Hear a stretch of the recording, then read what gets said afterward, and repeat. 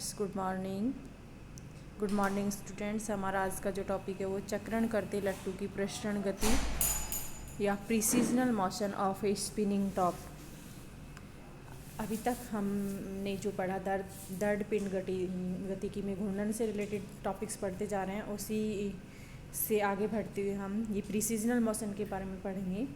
व्यावहारिक परीक्षण के आधार पर यह ज्ञात किया जा चुका है कि चक्रण करता हुआ लट्टू अपने निडल पॉइंट पर खड़ा रह सकता है, जबकि चक्रण नहीं करने वाला लट्टू नीचे गिर जाता है। इसके अतिरिक्त यह भी देखा जा सकता है कि चक्रण करता हुआ लट्टू न केवल अपनी सममित घूर्णन एक्स के सापेक्ष चक्रण करता है, वरनु निडल पॉइंट के पारितः एक आकाशीय ऊर्ध्वाधर अक्ष के सापेक्ष प्रिसीजनल मोशन भी करता है। प्रिसीजनल मोशन क्या होता है? किसी घूर्णन करते हुए पिंड की घूर्णी एक्स का किसी अन्य नियत एक्स के प्रति घूर्णन प्रसरण कहलाता है, प्रिसीजनल कहलाता है। चक्रण करता हुआ जो लट्टू है वो इसका एक एग्जाम्पल है। चक्रण करते हुए लट्टू की इस गति को समझने का हम यहाँ प्रयास करते हैं। चक्रण करते हुए लट्टू पर लगने वाला बाह्य बल जो है वो ग्रेविटेशनल फोर्स होता है, गुरुत्वीय बल। चक्रण करते हुए पिंड की गति को घूर्णा स्थापी या जायरोस्कोपिक मोशन भी कहते हैं। यहाँ हमने एक डायग्राम लिया है, इसमें जो हम देख रहे हैं ओमेगा कोणीय वेग, कोई भी जो लट्टू है ओमेगा कोणीय वेग से घूर्णन करता हुआ प्रदर्शित किया गया है। लट्टू का जो स्थिर बिंदु है वो O है। किसी भी क्षण इसके कोणीय संवेग J को घूर्णन x के अनुदिश दिखाया गया है। J जो है वो घूर्णन x के अनुदिश दिखाया गया है। यहाँ घूर्णन x z से कोण थीटा पर झुकाव लिए हुए हैं। ये z है और ये घूर्णन एंगल है थीटा, इससे थीटा कोण पर झुका हुआ है। यदि घूर्णन करते हुए पिंड पर कोई ऐसा बाह्य बल आरोपित करे जिसकी दिशा पिंड की घूर्णन x की दिशा के लंबवत हो, तब पिंड के घूमने की दर को नियत बनी रहती है। घूमने की दर अर्थात घूर्णन x की दिशा निरंतर बदलती रहती है। परिणाम स्वरूप घूर्णन x स्वयं घूमने लग जाती है और घूर्णन x के इस प्रकार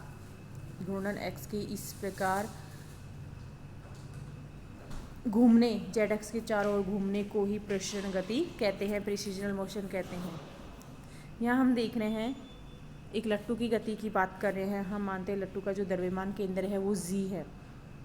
द्रव्यमान केंद्र क्या है? G है। डायग्राम से हम देखेंगे पीछे जाकर। ये द्रव्यमान केंद्र है, यानी सेंटर ऑफ मास है, जिसका मूल बिंदु के सापेक्ष स्थिति सदिश R है। मूल बिंदु के सापेक्ष स्थिति सदिश R है। लट्टू पर दो बल कार्य करते हैं। यहाँ पर एक भार mg नीचे की ओर तथा दूसरा प्रतिक्रिया बल उसके कीलक बिंदु O पर ऊपर की ओर लगता है। इस बल से कोई आघूर्ण नहीं लगता क्योंकि आघूर्ण भुजा शून्य होती है, जबकि mg के कारण O के प्रति बल आघूर्ण कार्य करेगा। भार mg और द्रव्यमान केंद्र स्थिति सदिश R के सदिश गुणनफल से यहाँ पर आघूर्ण प्राप्त होता है, जिसे हम टॉ से लिखते हैं, tau equal R cross mg। mg जो है वो थीटा एंगल के साथ में R mg sine 180 minus theta, यानी R mg साइन थीटा। इस बलाघूर्ण की दिशा R व mg के लंबवत होगी। बलाघूर्ण की जो दिशा है वो R व mg के लंबवत होगी। जिस तल में R व mg दोनों सदिश स्थित है, उसी तल में कोणीय संवेग J भी स्थित होगा। अतः हम कह सकते हैं कि टो और जे एक दूसरे के परपेंडिकुलर होंगे। इसके रिजल्टेंट में जो लट्टू है वो प्रिसीजनल मोशन करेगा। रियली यह देखने को मिलता है कि जो टॉर्क है वो लट्टू की कोणीय संवेग जे की दिशा में परिवर्तन लाता है। जे की दिशा में परिवर्तन लाता है, रिजल्टेंट में नहीं लाता है। इसलिए जो हमारा डायग्राम 21B है जिसकी हम बात करेंगे, ये हमारा 21B जो डायग्राम है, इसके अनुसार बलाघूर्ण टॉ की दिशा में परिवर्तन तो लाता है, लेकिन ये टॉ जे के परिमाण को चेंज नहीं करता है। टो जो है लट्टू के कोणीय संवेग को चेंज करता है। यदि किसी समय अंतराल dt में हम इसकी बात करें तो जो बलाघूर्ण होगा वो होगा हमारा टॉ इक्वल में dj अपॉन dt।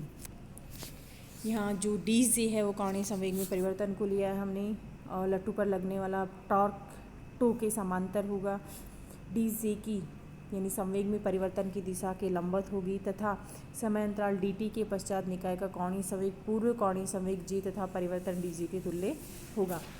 यहाँ हम बात करते हैं j के परिमाण में कोई परिवर्तन नहीं होता, रिजल्टेंट में कोई परिवर्तन नहीं होता, लेकिन डायरेक्शन उसकी चेंज होती रहती है। अतः कोणीय संवेग सदिश j का सिरा क्षैतिज तल में एक वृत्त का अनुरेखण करता है।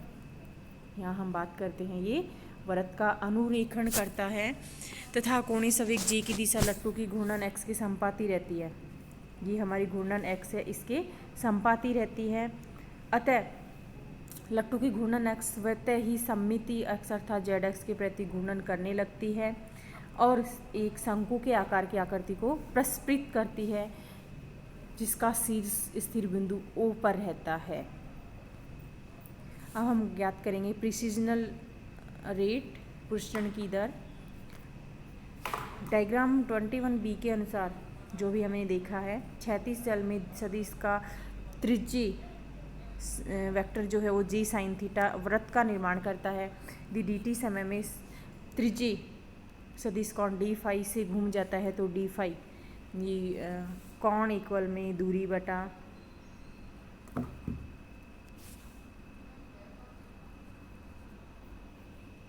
कोण इक्वल में दूरी बटा त्रिज्या से है इसका रिलेशन, जहाँ पर त्रिज्या है जे साइन थीटा, दूरी है डी जे, तो डी फाई इक्वल हम लिख सकते हैं कोण बटे त्रिज्या यानी D J upon J sine theta. पृष्ठन गति का कोणीय वेग omega P D phi by D T, यानी इस इक्वेशन को अगर हम डी टी से डिवाइड कर देते हैं तो ओमेगा पी हमें फाइंड हो जाता है। D J upon J sine theta D T और tau upon J sine theta घूर्णन की दर, ये इससे जस्ट पहले वाले इक्वेशन से हमने लिखा है कि टो इक्वल में होता है D J upon D T संवेग में परिवर्तन की दर, और टो इक्वल हम वैल्यू फर्स्ट वाले इक्वेशन से रखना चाहेंगे।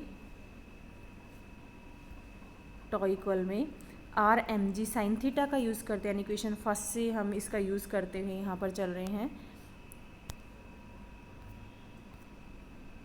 Omega P equal M C R sine theta upon J sine theta, यानी जे साइन थीटा से साइन थीटा को हम कैंसिल कर देते हैं यहाँ से। M G R upon J precessional rate of precessional कहलाएगी ये। चक्रण करते लट्टू के कोणीय संवेग के व्युत्क्रम के बराबर होती है प्रिसिजनल रेट। इसी कारण से जैसे जैसे चक्रण कर रहे लट्टू के वेग घर्षण आदि से मंदित होता जाता है, वैसे वैसे कोणीय संवेग घटता है और पृष्ठन उतना ही तीव्र होता जाता है। पृष्ठन वेग ओमेगा पी की दिशा जेड एक्स के अनुदिश होती है। इक्वेशन 3 के अनुसार ओमेगा पी इक्वल में tau upon J sine theta, यानी यहाँ से टो इक्वल लिख सकते हैं omega P J sine theta, या tau equal omega cross J. Tau की जो डायरेक्शन है ओमेगा और जे के परपेंडिकुलर होगी।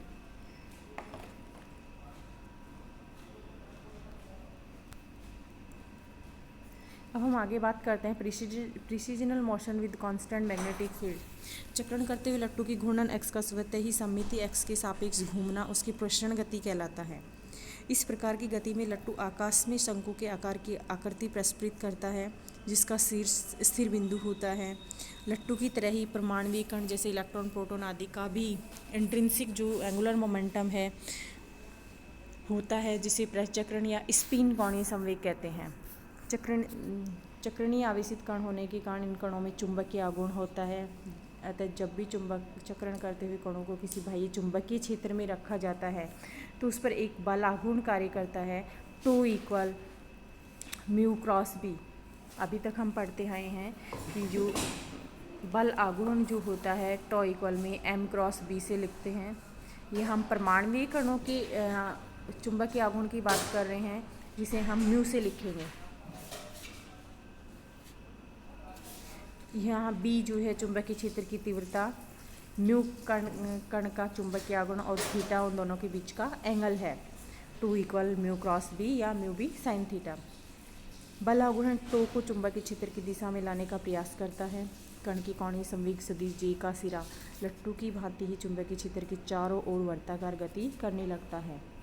इस प्रकार कांस्टेंट मैग्नेटिक फील्ड में रखे गए कण का जो टॉर्क है वो प्रिसिजनल मोशन करने लगता है, और इसे हम इस इक्वेशन से लिख सकते हैं tau equal mu cross B या D J upon D T. मूल कणों के लिए चुंबकीय आघूर्ण म्यू प्रचक्रण कोणीय संवेग के अनुक्रमानुपाती होता है। म्यू इक्वल में गामा जे। गामा यहाँ पर मैकेनिकल रेशियो कहलाता है। इलेक्ट्रॉन के लिए हम इसे gamma equal E by M C से लेते हैं, जहाँ पर ई इलेक्ट्रॉन का आवेश है, एम उसका द्रव्यमान है और सी प्रकाश की चाल है।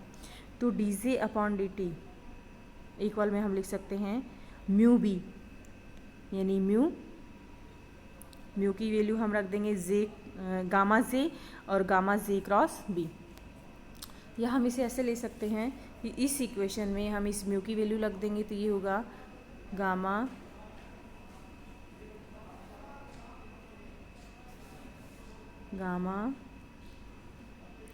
जे क्रॉस बी।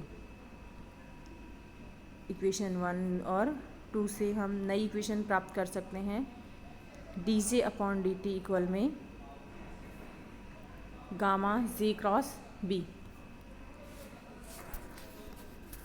चूँकि हम जानते हैं कि अगर चुंबकीय क्षेत्र जो है जेड डायरेक्शन में हो, यानी एक्स एंड वाई डायरेक्शन में 0 बी इक्वल बी के cap D J upon D T equal में गामा आई जे के जे एक्स जे वाई जी जेड और 0 0 बी कंपोनेंट फॉर्म में हमने लिखा है। ये जो हमारी इक्वेशन इससे जस्ट पहले वाली इक्वेशन थी, इसको हमने कंपोनेंट फॉर्म में लिख लिया है। इस इक्वेशन से हम पाते हैं, जैसे हम सॉल्व कर लेंगे इसे, देखिए ये वाला जो इसके लिए हम सॉल्व करना चाहेंगे तो ये होगा जे वाई बी आई कैप के साथ में माइनस, नेक्स्ट के लिए हम जे के लिए बात करेंगे तो ये 0 और ये 0। जब हम के लिए बात करेंगे तो यहाँ से हम प्राप्त कर सकते हैं ये 0 और ये 0। एंड नेक्स्ट हम जब बात करेंगे, यहाँ से हम बात करेंगे तो ये होगा जे के लिए जो बात करेंगे वो होगा जे एक्स बी। तो हम कुल मिला के यहाँ पर पाते हैं gamma J Y B I cap minus J X B J cap.